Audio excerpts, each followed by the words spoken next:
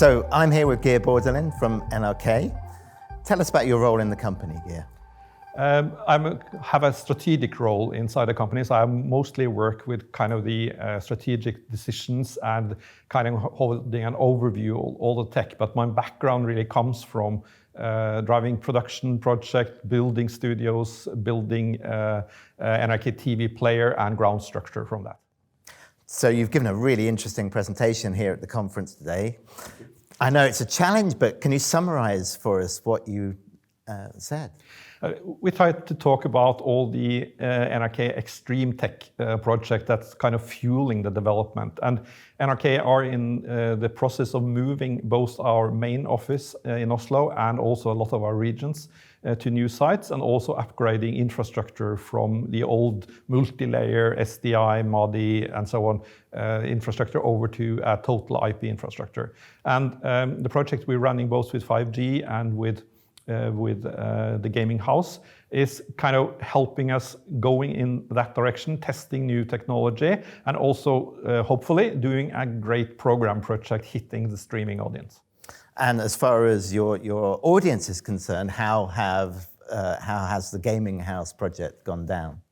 It's a very early stage of this, but remember we have had a project like this before, also going directly for the streaming environment. It usually takes a year or two really to build a community. So what we try to do here now is, and it's quite new for us, hitting an audience on Twitch, which is brand new for NRK, but we're still using also, of course, the NRK TV streaming platform. But going into this market will take time hitting the audience. But first weeks, I would say also we are already number 2 on the streaming in Norway. And last week we broadcasted over 100 hours on Twitch. So it will hit a market here now. Is part of the agenda here to attract younger audience? That's one of the interesting things. What we thought was that it was boys 18 to 20 years that was the main market. And of course, we want to broaden it for using both sexes, of course, also hitting gamers. But it's difficult hitting that market because you also have a gaming community that's kind of a little bit more mature.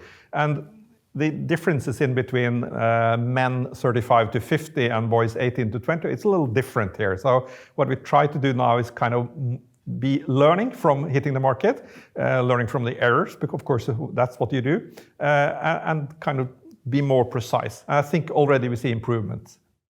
So let's think about the wider industry and bigger changes. Over the last 3 years, the world's gone through some pretty dramatic times.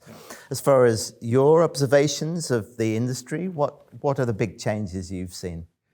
If anybody thought that streaming wasn't the future market, I think we kind of fell into place the last 3 years with Corona times and war times and everything. So streaming is really the market we are hitting for now. Of course, TV and radio still will have its market shares there, but I think we now operate in a more equally based multi-environment for the distribution side. And looking ahead, what are your predictions? It's difficult to predict the future. Get your crystal ball out. How's it looking? The crystal ball is at least that we know when we making great content and finding the right packages and the distribution channels, it will take off. So that's really what we try to do, is doing what we know as broadcasters, making great content, telling good stories, and then, of course, making the packages and using the partners to get it out to the audience. Yeah. That almost sounds like an answer to my next question, which is, the Nordic markets are pretty small markets in the global scheme of things, relatively small players. How do you, as a Nordic media company, remain competitive in the face of the growing competition from global streamers in particular? It is very difficult, I would say that, because we have a smaller market with our languages, but we see at least new tools coming in and making, for example, automatic translations and so on, which helps us both in the international market, but also in the internal market, for example, hitting people with disabilities better. So for example, this is probably some of the first channels we use now with the gaming house, also using automatic translations as voice to text. So that also helps us in that market. But I will say it is challenging in a competition with the big players. Thank you very much, Geir.